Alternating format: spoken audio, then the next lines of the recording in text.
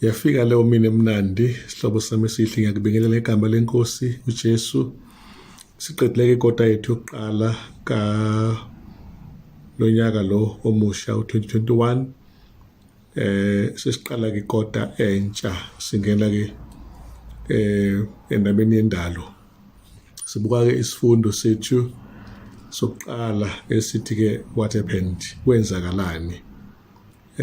Indimana yethu yekhanda uGenesis sahluko 1:26 and 27 lapho uNkulunkulu enze khona umuntu ngomfanekiso wakhe, wenza wesilisa nowesifazane ngawo lo mfanekiso, and ileyo nto esiyitholayo la ebalulekileyo mangifinqa nje kafushane. Ake sikhuleke. Baba osezulwini, Yesu inkosi yethu enguKristu Jesu yakhuleka kusinikela kuwe mdali wethu nomdali wezulu nomhlaba. Sicela ukufuna isifundo kanye nawe kusenje ngesabatha leli namhlanje ngoJesu inkosi yethu yakhuleka.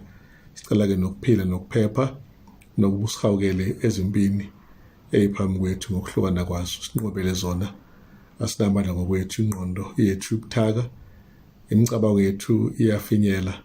Singabe nakho ukucabanga ngokushulile ngokwanele, sicabangele usizo lomusa ngelakhe igama siyakhuleka manje naphakade. Amen.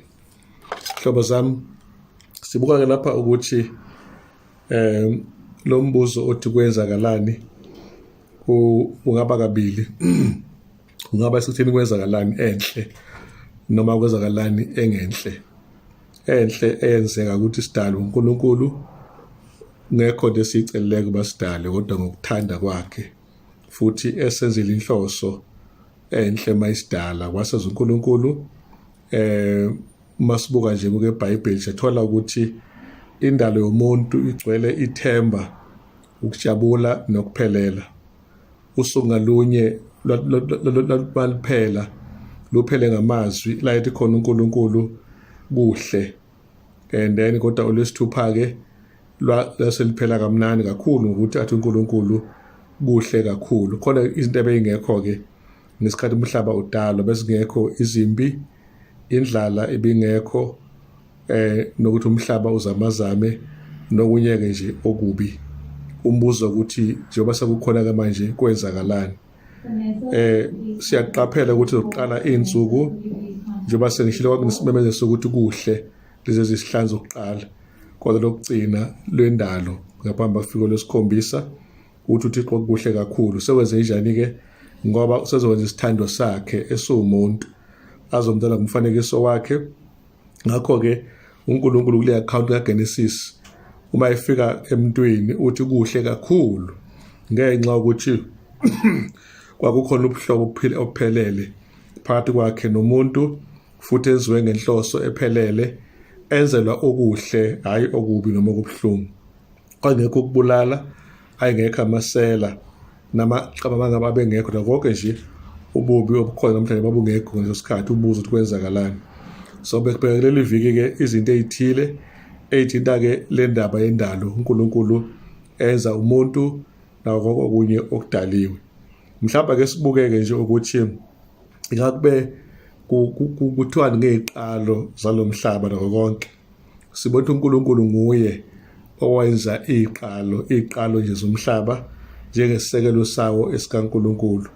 Akazange sizwe kodwa wazisiza yena, wazenzela yena uNkulunkulu ngaphandle kokulekelelwa ingelosi noma abantu noma imvelo, kodwa wakwenza uNkulunkulu kokudalile kusuka kokungekho kwaqala kwasekuba khona. And then ke lapha emthini wokuphila inhloso kwakukuba bahlolwe, bavivinywe ubuqotho babo nokubonisa ukuthi banikezwe ilungelo lokukhetha nje wabethu uNkulunkulu njengabantu abamkhonzi uNkulunkulu ngokuphoqeleleka kodwa bamkhoza ngothando. And then okunye kubalekile la ukuthi masebuyile kuAdam noEva, kodwa uJehova sibona ethembisa ke uMesaya oyena kochoboza ikhanda lesitha okuyinyoka ngesikhathi naso sishaya isithende sakhe uJesu. Genesis 1:1 eqaleni uThixo wezizwe nomhlaba. Lapha ke isihlokwana sithi nje tassels all the way down. Kodwa ke esikutholayo la ukuthi abantu abafunde ngobuchwepheshe besayensi babebuka ukunyakaza kwelanga lapho elihamba khona inyakaza khona kwi-orbit yalo nakwi-center yama-galaxy. Owesimama osemdala wakhuluma-ke inkulumo-ke ethi konke ufudu phezu kofudu. Ngeke ngelakho indaba yakhe kodwa kwabonakala ukuthi umuntu odidekile nje wayengazi into ayikhuluma. Igama elilodwa-ke elicacile ukuthi uNkulunkulu uyena owenze konke okukhona izulu nomhlaba, Genesis 1 verse 1 ekuqaleni. Kanti uMahubo 100 verse 3 akuthina esazenza ukuthi uNkulunkulu wasenzayo.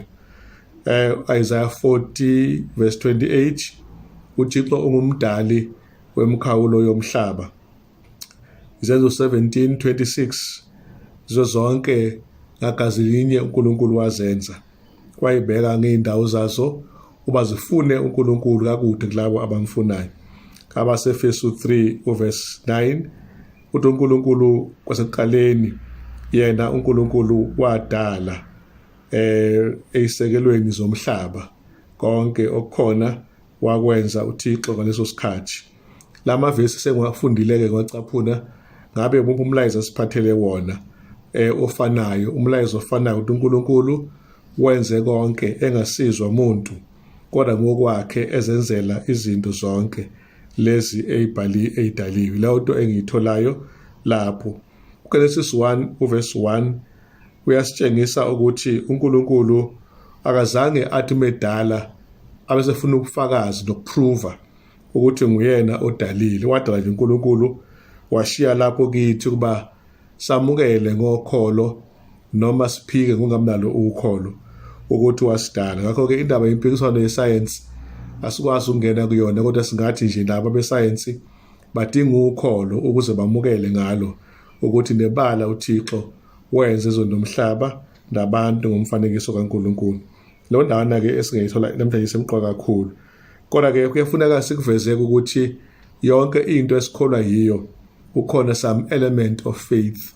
Indawana yokukholwa kwesikholwa yikho nje ikhona, nokuthi ngazalwa mhla kabani kahle kahle kuye kuyifaith. Ngoba ngangekho mina ngizalwa, ngangingazi lutho, kodwa nginalo ukholo ukuthi ngeke bangiqambele abazali. Babe ngiphi idate mhla ka-18 December 1900. Leyo ngiyithatha njengoba injalo ngoba ngiyabethemba nokuthi-ke umhlaba ubanga khona nge-chance, kodwa uNkulunkulu owenzile. Lokho singakunotha-ke ngokucacile.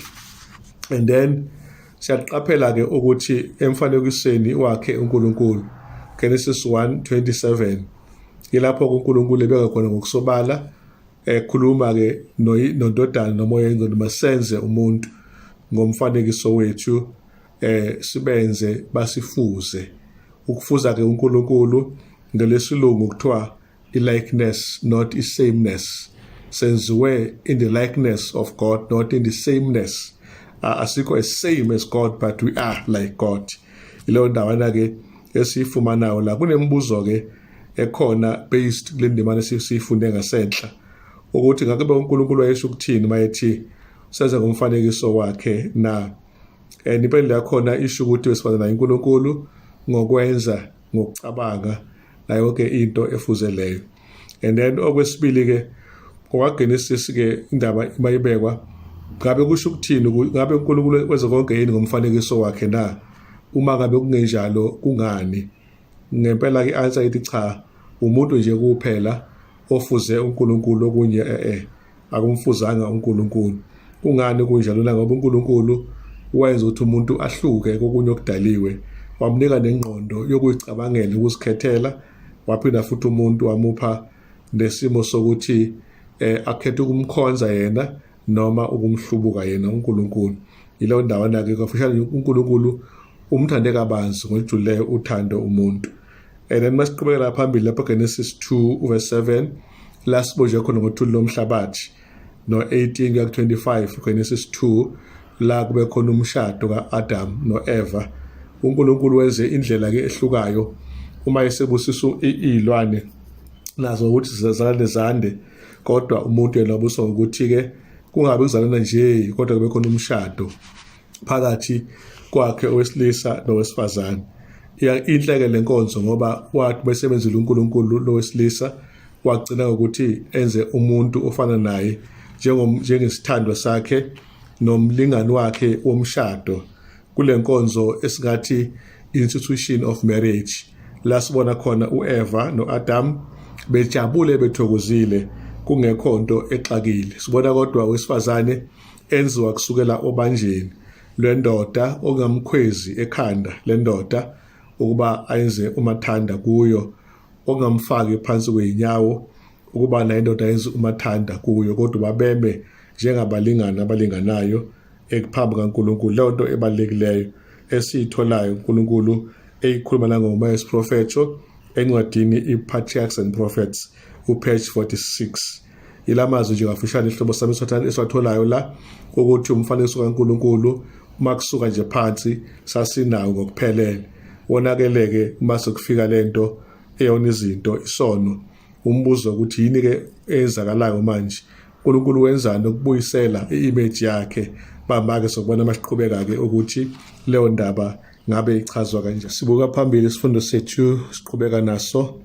Sikhuluma ke manje ngendawana ethi uNkulunkulu nabantu bendawonye. Sibuka kuGenesis sahluko 1:28-29 la sibona khona uNkulunkulu eze yokuqala inkulumo ayibhekise ebantwini bakhe okuAdam noEva ngalesi sikhathi. And then ilokho ke ngokumbhalo esithola kungokuqala ukukhulumisana phakathi kaNkulunkulu nomuntu. Kodwa ke kubonisa ukuthi uNkulunkulu wabe semnika izinto ezithile umuntu okuqala, umnikeze amandla ukuthi bazalane bande bakhiqize abanye abantu abafana nabo, bese kuthi okunye futhi ubanikeze uba baluse babheke umhlaba lona udalile uNkulunkulu njengengcebo zakhe phekwawo. Waphinda futhi uNkulunkulu wazothi abawunake umhlaba bawunqobe, bese ke beba ke ngabantu abanokubusa ngaphezulu kwawo umhlaba lo. Iphuzu semqoka ke la ukuthi babetshela futhi nanezitshalo okumele ukuthi bazidle. Kafushane iBhayibheli lithi uNkulunkulu amazokuqala awakhuluma kubantu bakhe Adam noEva kwangamazi ayinokuxhumana naye, ekhuluma futhi nokuxhumana kwabo nomhlaba uJehova awudalile. And then ke kuvela ukuthi la uNkulunkulu uhlinzekile konke okuzidingo zabo nangaphambi kokuthi baze babe khona. Ilwane nabantu zasinikezwe ama-fruits kanye nama-herbs ukuthi kube ukudla kwabo leso sikhathi leso. uJehova wayenze leyo diet enhle ne-clean ngesikhathi esiphambilini.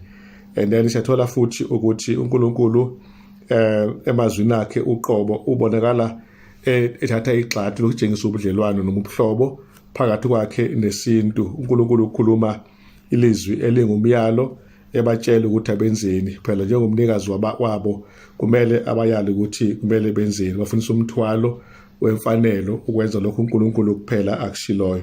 Siyabuka ke futhi sesigcina nje lesi sigaba i-blessing ukuthi ukuzala bande akubanga nje into nje, kodwa kuyisibusiso leso uThixo abanikeze sona, bese kuthi ngokudla uNkulunkulu ufundisa ukuthi baxhomeke kuye. Uma kuthiwa ke yonke imithi noma kuthiwa ke esihlahleni uGenesis 2:16 and 17 la uJehova bayale khona ke ukuthi bengadla ngokukhuleka yonke eminye imithi ekhona ensimini, kodwa umuthi wakwazi ukuhle nokubi bangawudli ngoba ngalolu suku abadla ngalo bayofa nokufa. Ngiyabona ke ukuthi uma ukuthatha nje kwi-face value kwangathi bazofa nje same day, kodwa ke akubanga njalo ke ngoba umsaka kaNkulunkulu waphinda waba nokubahlinzeka ngokuthi baphile babeke nendlela ukubuyela kuNkulunkulu ngoMesiya. Okokuqala ke okuvela kulesi sigatshana ukuthi uNkulunkulu bavivinyile ngalo muthi, akukhona ukuthi wayeqonda ukuthi bawe, kodwa bebavivinya banika ithuba lokuthi basebenzise inkululeko yomqondo nokuyicabangela lokho abaphiwe khona uNkulunkulu, njengedalwa ke ezalo nkululeko yokucabanga kanye nokwenza. And then ke okuqaphelekayo futhi ukuthi la uma kuthiwa everything preceded in this chapter has paved the way of this climax. Kusho ukuthi ke yona sentence engithenga idebela ke leyo ukuthi konke ngaphambili kulesahluko ke ikona okwakha lengqikithi esithi uvuthondaba uGenesis 2:16 and 17 lapho ke ikusasa lesizwe lele khona kutheni ke kwakumele bangadli nje lo muthi owodwa okubona kuphela owaliwe ukuthi bangawudli ngamanye amazwi yonke eminye imithi babe nelungelo lokidla kuphela lo muthi owodwa ngakho ke kwake kusizathu eqinisweni ngokubona kwami sokuthi babhoreke bese beyodla into eyodwa phakathi kwemithi engaka okuthiwa abakhuleke bayidle kwenzeka iphutha impela elibi ngokucabanga kwami lo ndawana ke kumina ubottom line ukuthi ke uAdam ke naye ke uEva babenikezwe uNkulunkulu ubizo ukuthi basabele nangalesikhathi ke sebecashileke uNkulunkulu uyena futhi obuzayo ukuthi Adam ukuphi na ukuze phela babuyele kuyena uNkulunkulu so sibona uNkulunkulu eyimisele ngokuthi ekulahlekeni kwabantu angabalahli kodwa futhi afune ukubasindisa umusa wakhe ube umusa ohlengayo nokubuyisela bona emuva and uma sihlabela phambili sibona kuphuka kobudlelwano la sithola khona ukuthi isono manje singenileke into yokuqala uGenesis 3:1-6 ngayonke indlela enamaqhinga inyoka ekhulume ngayo kuEva kodwa esikubukayo ukuthi nje kwabe sekungena ukulanqamuka kobudlelwano 1 phakathi kaNkulunkulu nomuntu, number 2 phakathi komuntu nomuntu, number 3 phakathi komuntu nemvelo, and number 4 phakathi kwemvelo iyodwa. Vele kwakhona ungabi kusabanjiswana nokulwa nokubulalana kwase kuyakuzaleka ngakho belo ukuthi sekukhona ke isono emhlabeni. Ngakho ke into esiqaphelayo nje la ukuthi siba ngabantu abanokubethemba, abantu esibaziyo, sikholwe kakhulu, usikholwa lula kubona kunabantu esingabazi singabethembi. USathane wayengaziwa uma uEva ekhuluma kodwa watshengisa ukumethemba nje waye kuNkulunkulu amaziyo. Indida ke leyo nto isono sindida kakhulu ekugcineni. Ngakho ke kufanele sikuvumeke ukuthi uma uSathane ehlasela ngqo uNkulunkulu kwakufanele uEva amvikele uThixo ngoba phela wayemazi, kodwa ke simona uEva naye ezokwakhe egcina ke ngokwenza ke lokho akwenzile, isilo simshayile ngokuhlakanipha ke okukhulu.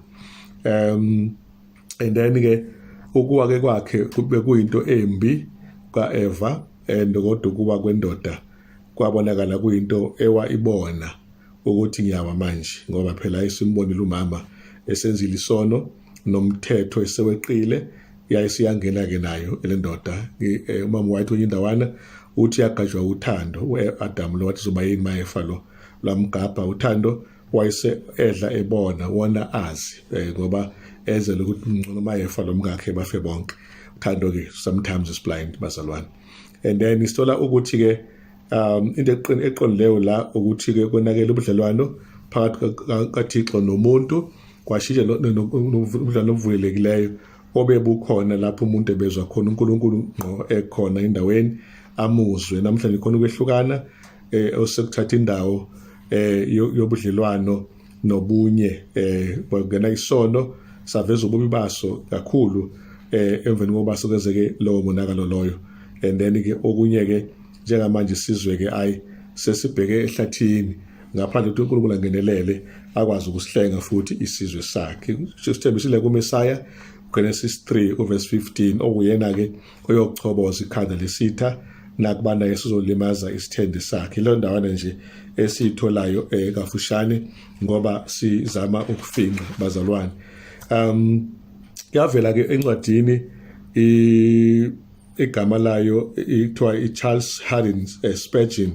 Umbhalo lo igama ithi Surgery of the Bible, the Old Testament, and so on and so forth. Uthi lapha ke there was a gospel sermon, I think, in those three divine words as they penetrated the dense parts of the thickest and reached the tingling ears of the fugitives. Where thou art. Uthi khona intshumayelo ke mecabanga kulamazwi nje amathathu afinyelela ke endlebeni enqamula ehlathini elikhona bezwa amazwi athi ukuphi na. Ilawo magama ke abamahle kakhulu engena indlebe zamabili asebezihambi nabasebebaleka lokho ku-observation engiyithandileyo nami uCharles Spurgeon eze naye. Sesigcina-ke uNkulunkulu wamenza ukuthi umfanekiso wakhe ngobudlelwane bothando, kube khona futhi ukuphilelana phakathi kwakhe umuntu naye uNkulunkulu. Kodwa wongena kwesono-ke kwase kuvaleka konke ubunye bokuqala noNkulunkulu. Kwase uNkulunkulu kuyena usefuna ukubuyisa ubudlelwano ngecebo lokuhlengwa. Impilo-ke ingathatha ibe neminingi engconywana idalweni zakhe uma zingahle ziqonde ngokucacile ukuthi kumele zibuyele futhi zibe nobudlelwano naye umdali. Inkosi ibuseke isifundo sethu sihlobo sami esikhuluma-ke indaba nje enhle, what happened, kwenzakalani.